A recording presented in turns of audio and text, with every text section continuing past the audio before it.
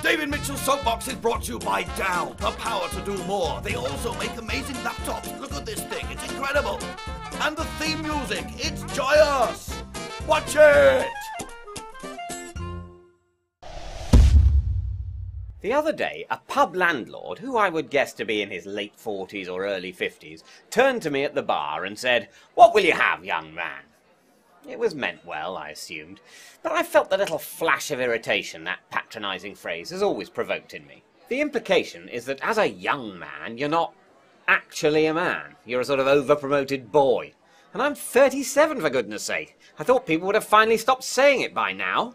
This all flashed through my mind without my really noticing it, until, having served me, the landlord turned to the next customer and said, "And what can I get for you, young lady?" The woman next to me was 65 if she was a day, and I realised to my horror that I have pushed through.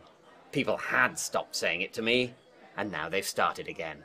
What I had taken as a patronising reference to my obvious youth was in fact an extravagant compliment. It was no longer the man part that was in doubt, it was the young. It turns out there are two periods in your life when jolly men call you young man. The first starts at about 10, when it's a hilarious joke because you're not really a man. And the second, into which I'd just been inducted, starts at about 37, and increasingly becomes a hilarious joke because you're not really young. Culminating in your 80s and 90s when the nice girl in the care home chirps, "All right, young man, let's see who's going to eat some porridge." The thing is, I still think of myself as a young man. Perhaps I'd be more resigned to relinquishing the status if I was all set up with a house and a family and a Volvo, but I'm not. The patterns of my life are more or less the same as they were 10 years ago. Maybe being a freelance comedian has arrested my development.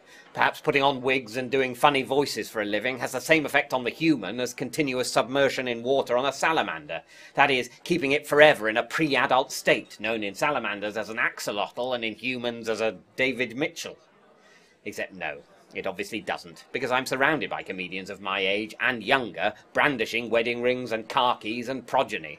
The first time I remember having this unsettling feeling was when I was about 15, and it occurred to me that I'd already left it too late to win Wimbledon.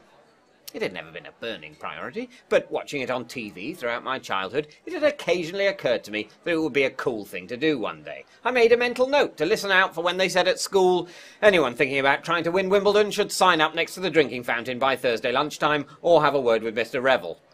And then one day I realised that it was too late.